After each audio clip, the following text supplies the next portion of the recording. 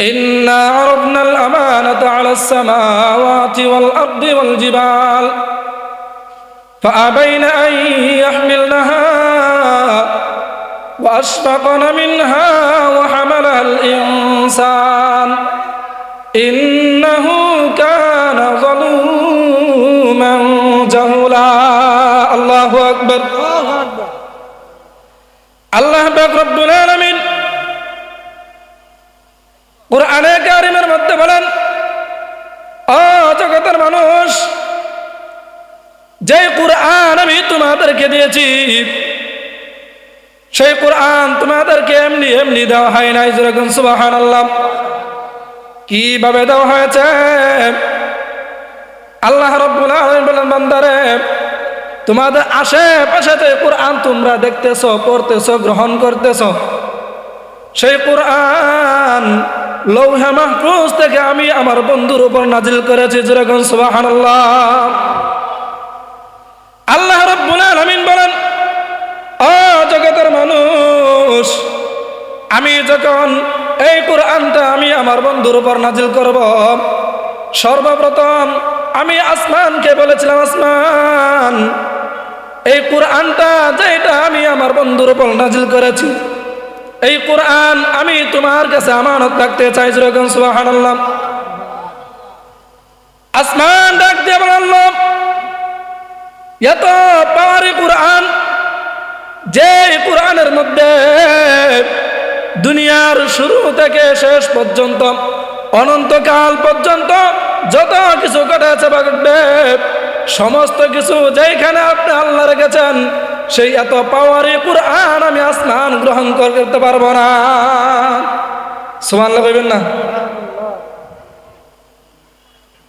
আল্লাহ রাব্বুল আলামিন দ্বিতীয়বারের মতো এই জমিনকে ডাক দিয়ে বলে, জমিন, যে কুরআন আমি আমার বন্ধুর উপর নাজিল করেছি, সেই কুরআনটা আমি আল্লাহ তুমি জমিনের কাছে আমানত রাখতে চাই। সুবহানাল্লাহ।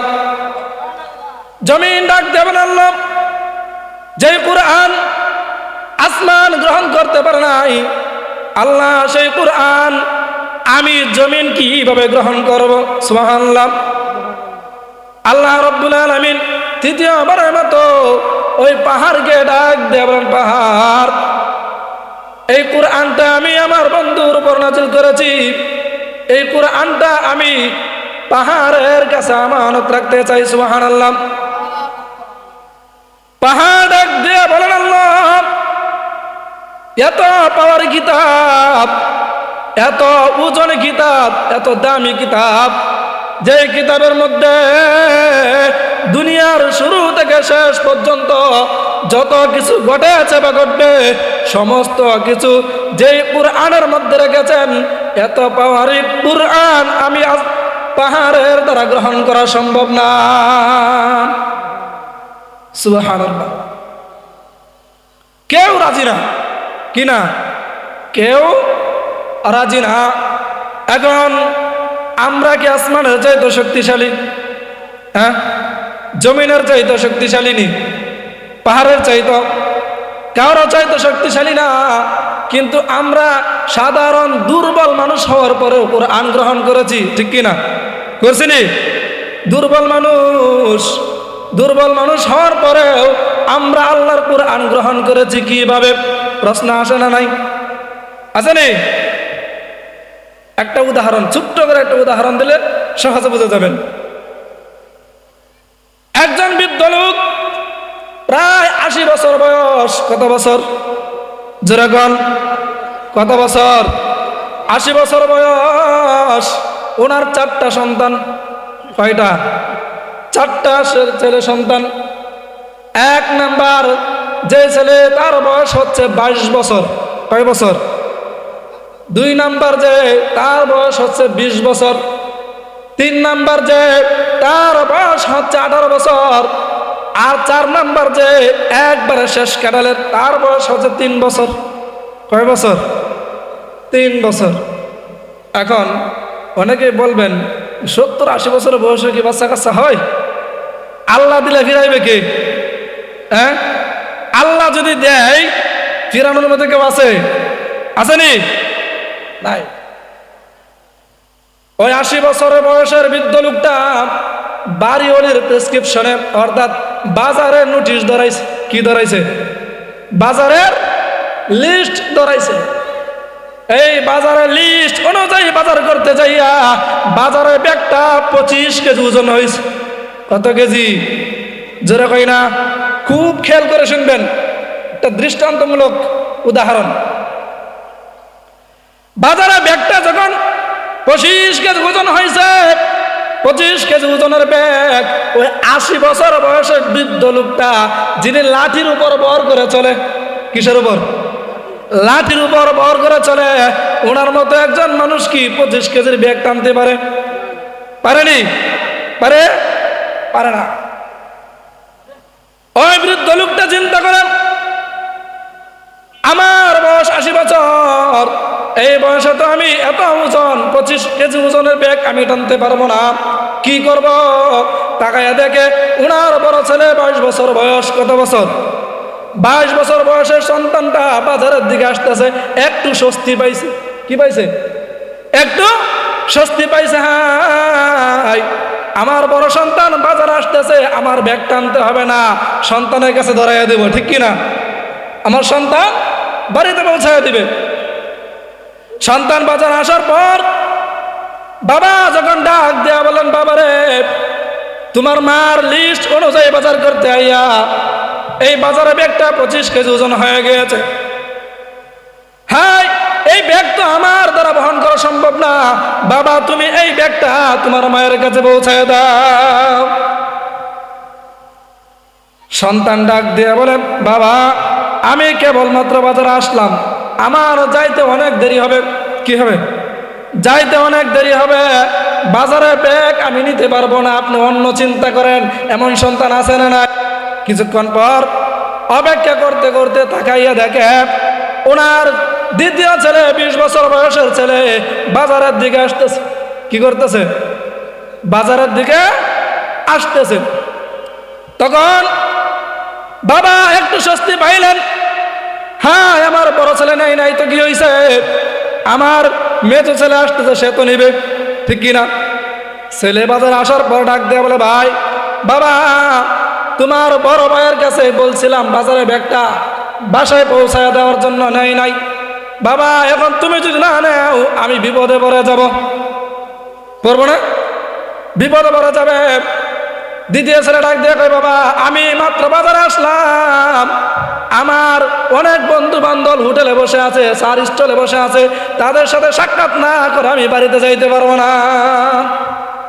এমন সন্তান আছে না? নাই? আসেনি? আরো টেনশনে পড়ে গেলাম। কিছুক্ষণ পর তাকায় দেখলাম তৃতীয় ছেলে 18 বছর বয়স। কত বছর? 18 বছর বয়স। তৃতীয় ছেলে যখন বাজারে আসলেন ডাক দেবেন, বাবা রে তোমার বড় ভাইকে বলছিলাম নেই নাই, মেজো ভাইকে বলছিলাম গ্রহণ করে নাই, এখন তুমি বাজারে আসছো, এই বাজারে ব্যাগটা তোমার মার বাজারের লিস্ট অনুযায়ী বাজার করতে যাইয়া এই ব্যাগটা 25 কেজি ওজন হয়ে গেছে, এই ব্যাগটা তুমি তোমার মায়ের কাছে পৌঁছায় দাও। আল্লাহু আকবার। তৃতীয় ছেলে ডাক দিয়ে বলেন, আগের দুই ব্যাগকে বাইরে গোছাইতে পারেন না, এখন আমারে গোছাইতে আইছেন। কি কয়? আমার বড় দুই বাইরে গোছাইতে পারেন না, আমারে গোছাইতে আইছেন। আমি পারতাম না, একই দূর। কি এখন আপনাদের কাছে আমার প্রশ্ন, এই বৃদ্ধ লোকটার মেজাজ গরম হয়েছে না ঠান্ডা হয়েছে? হ্যাঁ, শুধু গরম হয়েছে। হাতে যে লাঠিটা ছিল, লাঠিটা উপরের দিকে উঠে কয়, আজকে বাড়িতে আসো, তোমাদেরকে জনমের খাওয়ান খাওয়াইনি। ঠিক আছে, তোমাদের মতো সন্তান থাকতে এই বৃদ্ধ বয়স আমার বাজার করতে হয়, তোমরা থাকার না থাকার সমান কথা। কথা বলেন ঠিক কিনা? এই কথা বলে একটা গাড়ির মধ্যে উঠাইয়া বাজারে ব্যাগটা কোনোভাবে বাড়ির গেটে নিয়ে আসলেন। কোথায়? জোরে কয় না। বাড়ির গেটে যখন নিয়ে আসলেন, আসার পর শুধু গেটে এক পা ঢুকাইলেন, ঢুকাইয়া দেখে 3 বছরের বাচ্চাটা কি করে? মাটিতে খেলে। কি করে? মাটিতে খেলতেছে। যখন এই 3 বছরের বাচ্চা তাকাইয়া দেখলো বাবা বাজারে ব্যাগ নিয়ে গেটে ঢুকছে, তখন বসে রয়েছে। হ্যাঁ, বসে রয়েছে নি নাকি দৌড় দিছে? হ্যাঁ, দৌড় দিছে। কোথায়? বাবার দিকে। দৌড়াইয়া যাইয়া বাজারে ব্যাগের মধ্যে ধরলেন জড়াইয়া, ধরে বলে, বাবা এই বাজারে ব্যাগটা আমার মাথার উপর উঠাইয়া দেন, আমি আমার মায়ের কাছে পৌঁছাইয়া দেই। সুবহানাল্লাহ। এখন আপনাদের কাছে আমার প্রশ্ন, আগের 3 ভাই নাই যাদের দ্বারা সম্ভব হইতো, আর এখন যার দ্বারা সম্ভব না সে চাইতেছে, দিব তো? দেবনি? হ্যাঁ। এখন পোলাপান এমন এক জাতি, দেখবেন কোনো কিছু চাওয়ার আগে কান্দে। কি করে? হ্যাঁ হ্যাঁ হ্যাঁ, না দিলে আর হইছে না, ঠিক কিনা? যাদের ছোট বাচ্চা কাচ্চা আছে তারা জানেন, বাচ্চারা যারা চাইবো কান্নাকাটি শুরু করবো, না দেওয়া পর্যন্ত থামবো না। কথা বলেন ঠিক কিনা? কান্না যখন শুরু করলো, এই বাজারে ব্যাগ আমার মাথায় দেন, আমার মাথায় দেন, আমি এই ব্যাগ আমার মায়ের কাছে পৌঁছায় দেব। না দিয়া তো উপায় নাই, কান্নাকাটি শুরু করছে। বাচ্চা আকবর আর মোল্লা দুবিয়াত, একটা ছোট্ট উদাহরণ। বাচ্চা আকবর আর মোল্লা দুবিয়াত। বাচ্চা আকবর রাজ সিংহাসনের মধ্যে বসলেন। বসার পর তার প্রজাদের মধ্যে ঘোষণা দিচ্ছে, আমার মতো সকল বাচ্চা আর কেউ নাই, কেননা আমি আমার রাজ্যের সমস্ত মানুষের মনের সব বাসনা পূরণ করেছি। কি করছি? আমি আমার রাজ্যের সমস্ত মানুষের বাসনা পূরণ করছি। আর মোল্লা দুবিয়াত একটু গাউরা টাইপের ছিল। কি টাইপের? গাউরা টাইপের মানুষ আছে না, 8-10 জনের মধ্যে একজন একটু গাউরা টাইপের হয়, ঠিক কিনা? মোল্লা দুবিয়াত কয়, স্যার আমি এই কথাটা মানতে পারলাম না। কি জন্য মানতে পারলো না? কয়, স্যার এইটা যদি বুঝাইতে হয় তাহলে আপনার একটু কষ্ট করতে হইব। কি করতে হইব? আপনি কিছুক্ষণের জন্য বাবা হন, আর আমি 3 বছরের বাচ্চা হইলাম। যেরকম সুবহানাল্লাহ। ঠিক আছে, হইলাম, সংক্ষিপ্ত আলোচনা করতেছি। হইলাম। মোল্লা দুবিয়াত মাটির মধ্যে বসছে। বসার পর মাটি দিয়ে খেলাধুলা করতেছে, হঠাৎ করে কান্না শুরু করছে। হ্যাঁ হ্যাঁ হ্যাঁ হ্যাঁ। এই বাচ্চা ডাক দিয়ে কয়, এই ওই কি চাই দেখো তো। প্রজারা দৌড়ে আইছে, আপনি কি চান, কি সমস্যা, কি লাগবে? আমার মাটির হাড়ি পাতিল লাগবে। কি লাগবো? মাটির হাড়ি পাতিল লাগবো। এই আমার রাজ্যকে হাড়ি পাতিলের অভাব, দে কয়টা লাগে। দিছে না। কতক্ষণ মাটির হাড়ি পাতিল দিয়ে খেলছে। খেলার পর মাটির হাড়ি পাতিলে খেলা শেষ, আবার কান্না শুরু হয়েছে। হ্যাঁ হ্যাঁ হ্যাঁ। এই এখন কি লাগবো দেখতো? জিজ্ঞাসা করে, আপনার কি লাগবো? তা আমার একটা হাতি লাগবো। কি লাগবো? হাতি লাগবো। বাদশা আকবর কয়, আমার রাজ্যকে হাতির অভাব নাকি, যে কয়টা আগে দে। আইনা দিছে হাতি। কতক্ষণ হাতির সুরের মতো ধরে খেলছে। কি করছে?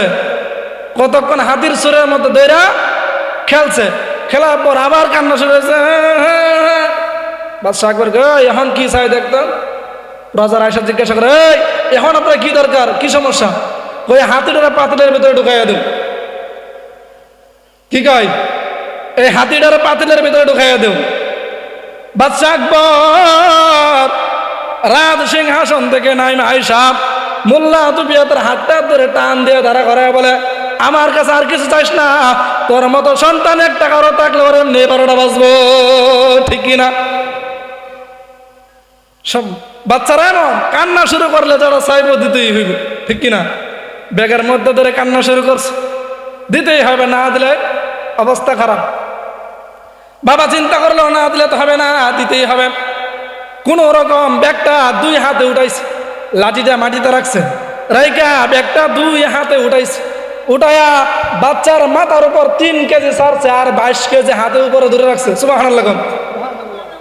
যদি 25 কেজি সারেতে কি হইব? বত্তা, ঠিক কিনা? এই জন্যে 3 কেজি সারছে যেন সে বুঝতে পারে মাথার উপরে ব্যাগ আছে, ঠিক কিনা?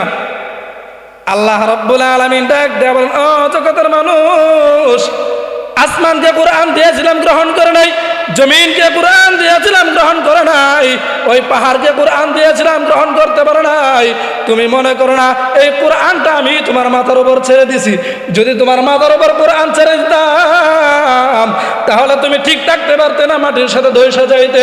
আমি আল্লাহ এই কুদরতি হাত দ্বারা কোরআনটা তোমার মাথার উপর ধরে রেখেছি। কি করছেন? কুদরতি হাত দ্বারা এই কোরআনটা মাথার উপর ধরে রেখেছেন।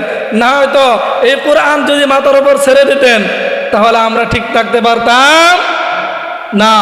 কোরআনের এত পাওয়া, কোরআনের এত শক্তি, বুঝেন? আল্লাহ রাব্বুল আলামিন এই কোরআন আমাদেরকে দিয়েছেন, যে কোরআন আসমান গ্রহণ করতে পারে নাই, জমিন গ্রহণ করতে পারে নাই, পাহাড় গ্রহণ করতে পারে নাই। আমরা কি জন্য গ্রহণ করলাম? গ্রহণ করলাম একটা লোভে। কিসে? লোভ আছে না নাই? বাচ্চাদেরকে মজা দেখাইলেই লোভ লাগে, লাগেনি? আগের বড় 3 ছেলের যদি ললিপপ দেখাইতো তাহলে আসতো, আর 3 বছরের বাচ্চাটা ললিপপ দেখাইলে সবকিছু আলাদা দিয়ে পড়বো, ঠিক কিনা? আমরা একটা ললিপপের আশায় গ্রহণ করছি। সেই ললিপপটা কি? আল্লাহ রাব্বুল আলামিন এই কুরআনের খাতিরে আমাদেরকে জান্নাত দিবেন। জোরে বলেন সুবহানাল্লাহ। এইটাই আমাদের লোভ, এর চেয়ে বেশি কোনো লোভ আমাদের নাই। যাই হোক, হুজুর চলে আসছেন, আমরা সকলেই গুরুত্ব দিয়ে হুজুরের আলোচনা শুনব।